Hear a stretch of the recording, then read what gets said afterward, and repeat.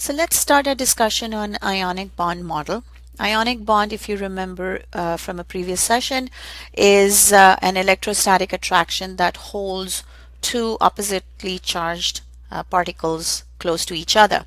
If you have a cation, that means a particle with a positive charge, and an anion, which is a particle with a negative charge, close to each other, they would be attracted to each other through an electrostatic force, and that force is called an ionic bond. Ionic compounds are created when an ionic bonding takes place between two such particles. So an ionic bond is basically an attraction between a cation and an anion. Now before we go into the details of this, if you remember from a previous session once again, that an atom is charged neutral. Why is an atom charged neutral? Exactly. It is charge neutral because the number of protons in the nucleus equals the number of electrons. In other words, if you were to, let's say, take chlorine atom has a Z equal to 17, which means that there are 17 protons in the nucleus.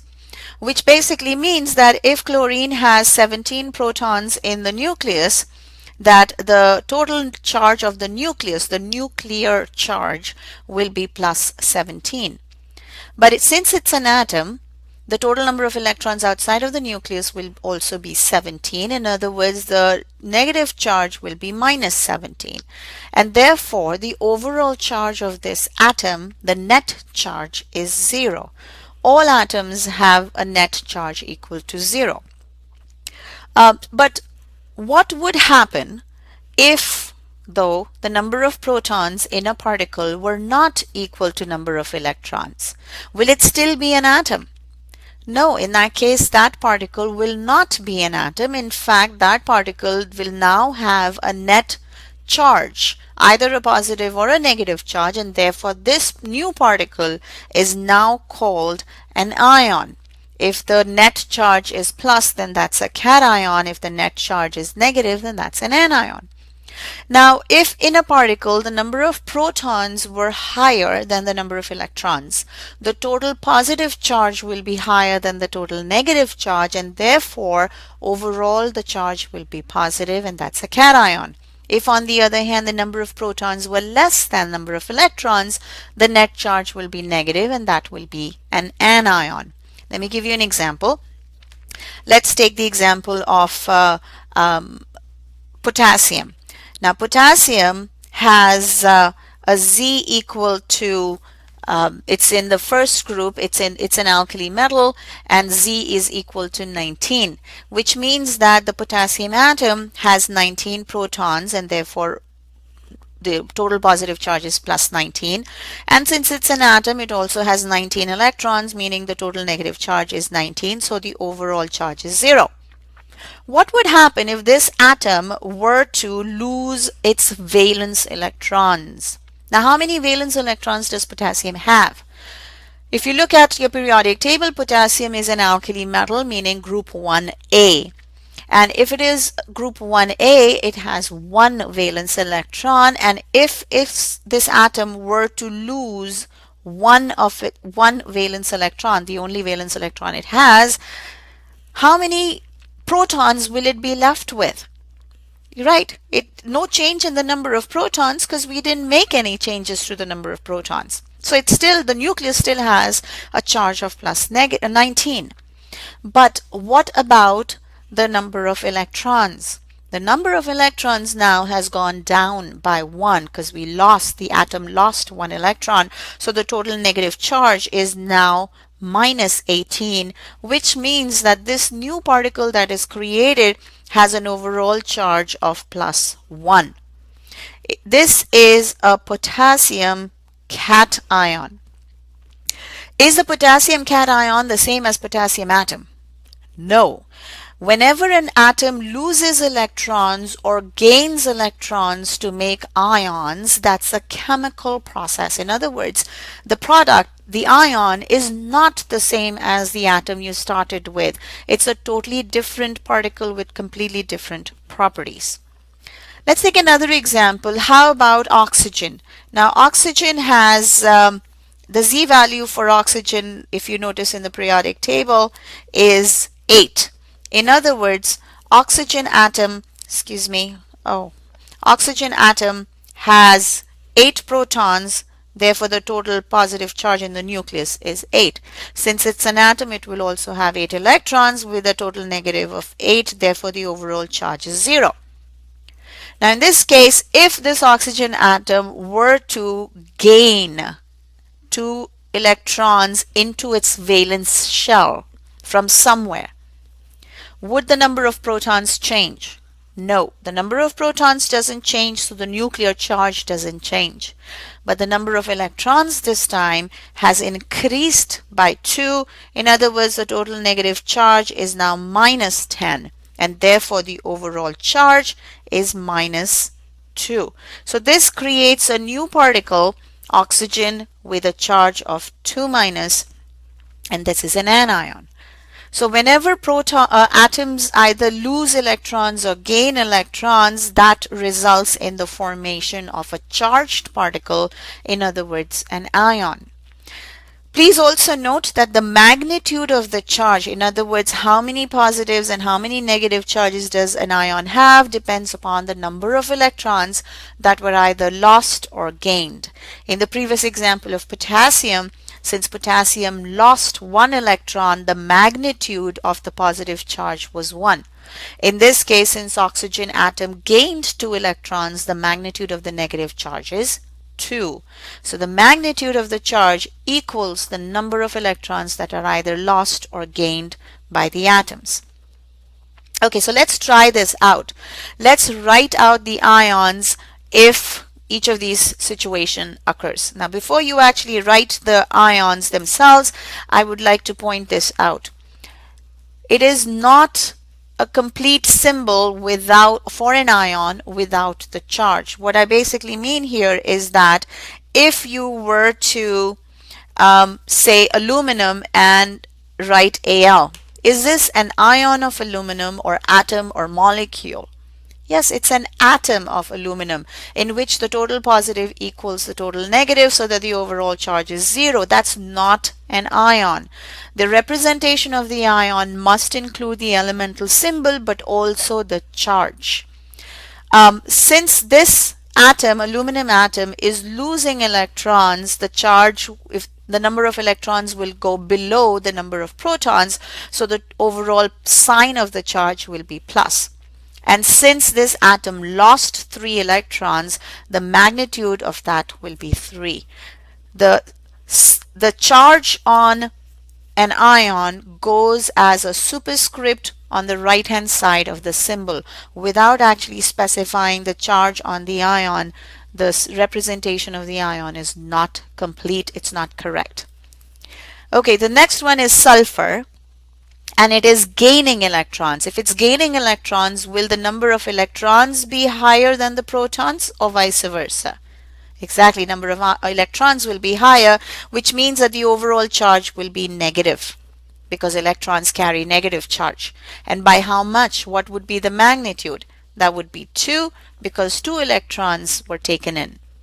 Phosphorus atom has now gained 3 electrons, meaning that this ion will have 3 electrons more than the number of protons in the nucleus. So the charge is P3 minus. And then of course calcium in this case is losing 2 electrons, so the charge will be 2 plus. Okay, so here are the answers just to confirm. Great. Now, when you look at the examples that you just went through of ions being created from these atoms, do you notice some trends? Do you notice some patterns? Because there are some very definite patterns. Yes, we do actually. First pattern that we notice is that metals, if you notice, aluminum in the periodic table is on the metallic side of that bold line. It's a metal. So is calcium a metal. Now both of the metals in those 4 examples, did they lose electrons or gain electrons? Exactly, they lose electrons. Metals lose electrons, valence electrons, to make cations. There is never an exception to that rule. On the other hand, the two nonmetallic atoms, sulfur and phosphorus, they gained electrons and made anions. In this case, the only caveat, so to speak, is nonmetallic atoms will definitely gain electrons in their valence shell to make anions when making an ionic bond. Now, what I mean by that is this is something that will come up a little bit later, maybe in the next session or so. But when making an ionic bond, nonmetallic atoms will always gain electrons in their valence shell and make an anion, whereas metals never do anything other than lose their valence electrons to make cations. The other pattern that you may have also noticed is that when the metal atom lost electrons, for the main group element, the number of electrons lost was equal to the group number. Aluminum is in group 3A and it lost 3 electrons. Calcium is in group 2A and it lost 2 electrons. Similarly, looking at the nonmetals, the number of electrons gained by the nonmetallic atoms, sulfur or phosphorus, equaled 8 minus the group number. For example, sulfur is in group 6A. What is 8 minus 6? 2. It gained 2 electrons. Phosphorus is in group 5A. What is 8 minus 5? 3.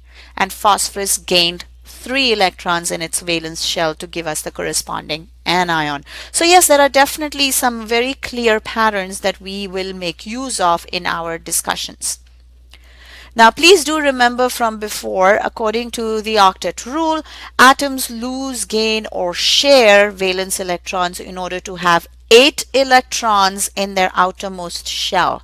That is always their goal. They want to be like noble gases, except of course when the valence shell is the first shell, because the capacity of the first shell is 2 electrons. And there's still, atoms do want to do that as well. Atoms want to become like the closest noble gas to them. So yes, there are very definite patterns that you need to remember, because that will help you understand whatever else we will talk about from now on.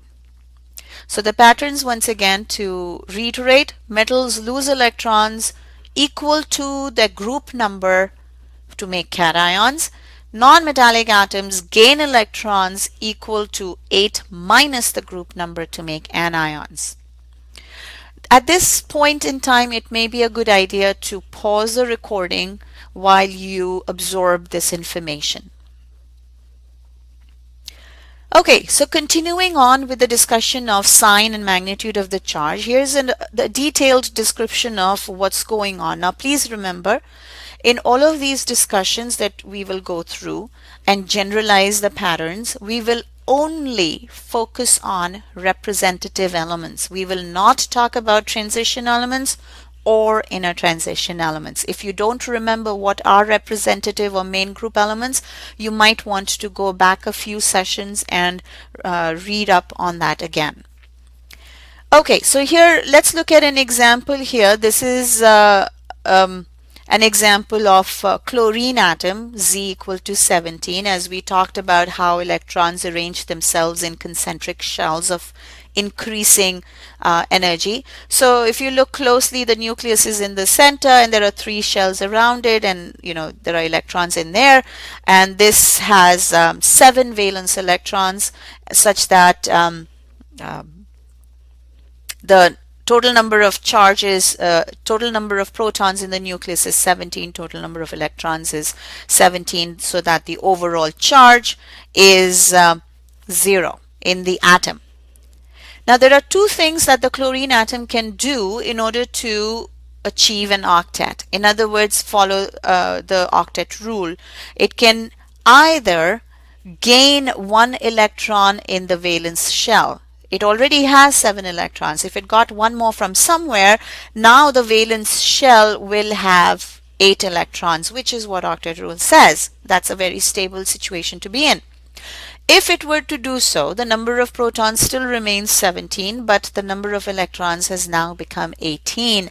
That means that when such a process takes place, this new ion will have a charge of -1. But chlorine atom can do something else as well. It could instead lose all of its 7 valence electrons. If it lost all of the 7 valence electrons, the third shell disappears. The new valence shell now becomes the second shell, which has 8, which is full, which is also satisfying the octet rule. Now, if this were to take place, the number of protons will remain 17, but the number of electrons has now gone down to 10.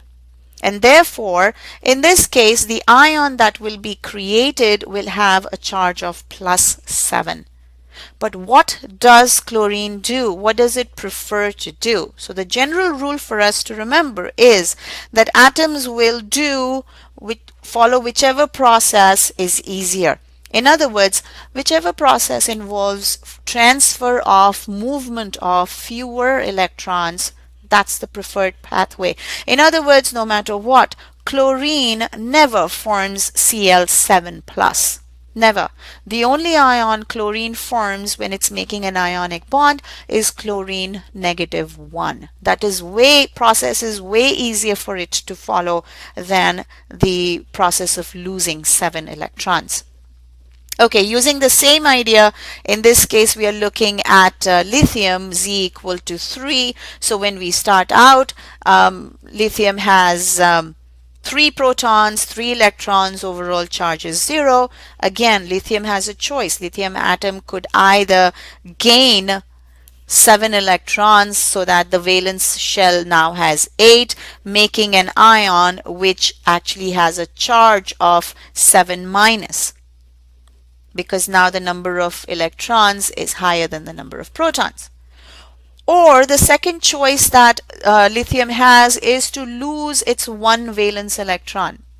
If it lost 1 valence electron, now the valence shell is no longer the second shell. The valence shell is 2. And remember that the capacity of the first shell is 2. In other words, this is a full valence shell.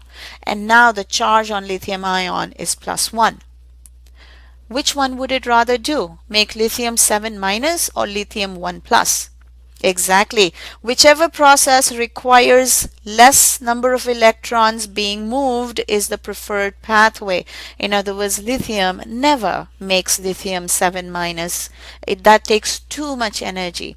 It in fact always makes lithium +1. Okay, do we need to go through these shells in order to figure out the charge and sign on each ion? The quick answer is no, you do not need to. That was just an explanation of what's going on behind the scenes. But when you are trying to use this idea and trying to figure out what kind of an ion a certain atom would make, you don't have to go through that. You just have to answer the following questions. You just have to go through the following steps. Number 1, taking the example of sodium Z equal to 11, meaning 11 protons and 11 electrons. Please notice that sodium is in group 1A. Okay, so step 1, figure out how many, what is the valence shell for sodium?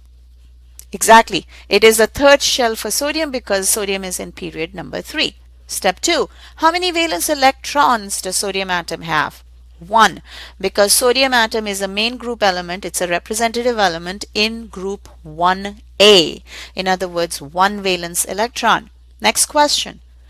Now, will it lose an electron, 1 electron, or gain 7 electrons? Now, please remember we earlier on said metals lose electrons. Is sodium a metal or a non-metal? Sodium is a metal. It's on that side of the bold line. So metals lose electrons. So yes, sodium will lose electrons. And is it easier to lose 1 electron or gain 7 electrons? Exactly, it's way easier to lose 1 electron. So that's what it would prefer to do. And when it does so, what would be the ion it would create? When sodium loses 1 electron, it makes Na+1 as the ion. The plus charge is because the sign of the charge is because electrons were donated from the valence shell of sodium atom, and the magnitude of that plus charge tells us how many electrons were donated from the valence shell of the sodium atom. So if you follow these steps, actually for main group elements, you will be able to figure out both the magnitude and the charge on the ion without having to draw shells and filling up electrons. That was just an FYI. Okay, so let's give this a try. Calcium is equal to 20. Fourth shell is the valence shell, has 2 valence electrons. Will it lose or gain electrons? Will it lose 2 electrons or gain 6? Absolutely lose 2 electrons. And also remember, it's a metal, lose electrons. And if that's the case, the ion formed by calcium is calcium 2 plus. Let's try the same thing with a non-metallic atom. Oxygen Z equal to 8. Once again, valence shell, that's actually not right. Valence shell is not 8. Valence shell is 2. It's not, it's in the second period, not the 8th period. It's 2. Okay, number of valence electrons, since it's in group 6A, valence electrons is 6. Will it gain 2 electrons or lose 6 electrons? Which is a better process, easier process? Absolutely, gain electrons. It will gain 2 electrons and therefore have an octet in the second shell. Also, it's a non-metallic atom. Non-metallic atoms, when they make ions, always make anions by gaining electrons. And if it gained 2 electrons, the ion it would make is oxygen O2 minus. Please note how we write the ions. Okay. This might be a good time for you to pause the recording and go ahead and complete this table. For each of the elements, please complete the table. Please pause the recording. So if you've gone through this table and finished it, hopefully these are the answers you get.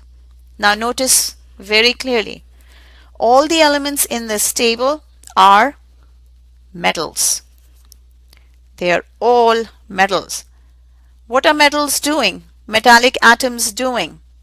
They are losing electrons. Metals do that. That's what metallicity is about. Metallicity is the ability to lose the valence electrons to make a cation. Now, how many electrons is each metal losing? Do you think there's a correlation there? Look at the valence electrons for rubidium, 1. How many electrons did it lose? 1. Therefore, the magnitude of the charge is 1. Beryllium has 2 valence electrons. It lost 2 electrons. And that is equal to the magnitude. Gallium has 3 valence electrons. It lost 3 valence electrons, and that is equal to the magnitude of the positive charge. This is not by chance. This is the pattern that I'm hoping you would recognize. Okay, go ahead and pause the recording again while you complete this table. If you've completed this table, hopefully these are the answers you got. Now let's go over those patterns one more time. What kind of elements are these? Metals or non-metals? These are all non-metals. Are the non-metals losing electrons or gaining electrons? They are all gaining electrons. That's what non-metallicity is about, is ability to gain electrons. An atom that gains electrons more easily than something else is more non-metallic. Now let's look at the numbers. The valence electrons for fluorine is 7. How many electrons did it gain? It gained 8 minus 7. And therefore, what is the magnitude of the negative charge? 1. Let's take sulfur. 6 valence electrons. What is 8 minus 6? Is 2. That is the number of electrons that it gained. What is the charge, the magnitude of the negative charge on that ion? The same as the number of electrons gained. How about nitrogen? Has 5 valence electrons. How many electrons do you think it needs to gain in order to achieve an octet? 8 minus 5 gives us 3. And the magnitude of that negative charge is 3. That is once again not a coincidence. This is the pattern. Non-metallic atoms gain electrons so that they can have an octet in their valence shell, and the number of electrons gained is equal to the magnitude of that negative charge. So once again, highlighting these patterns, because it's very important for you to recognize the patterns and not go into the details of electron configuration. We are not covering electron configuration in this class. So once again, to reiterate, metals lose valence electrons to make cations, whereas non-metals gain valence electrons to make anions only when they are making an ionic bond. Metals in the representative groups, representative elements, the number of electrons lost equals the group number, and that in turn also equals the magnitude of the positive charge. Similarly, non-metallic atoms in the representative groups or the main group elements, number of electrons gained equals 8 minus the group number, and that equals the magnitude of the negative charge. So for example, if you're looking at the periodic table, if I asked you to predict the charge on the ion from barium, please notice. So here are the questions you need to ask yourselves. Is barium a metal or non-metal? Barium is a metal. So will it lose electrons or gain electrons? It will lose electrons. If it loses electrons, would the sign be plus or minus? Plus. How many electrons will barium lose? Which group is barium in? Barium is in group 2A. In other words, it will lose 2 electrons, so the magnitude will be 2 plus. How about looking at selenium, Se? Is this a metal or a non-metal? Selenium is a non-metal. Will it lose or gain electrons? It will gain electrons. If so, will the charge be plus or minus? It would be minus. How many? What magnitude? How many electrons would selenium need to gain in order to achieve octet? It's in group 6A. It already has 6 valence electrons. It needs 2 more. So 8 minus 6 equals 2. So the magnitude of the negative charge is 2 minus. So what I would ask for you to do is practice this skill of predicting the magnitude and the sign of the charge on ions in main group elements only before we go on to the next session.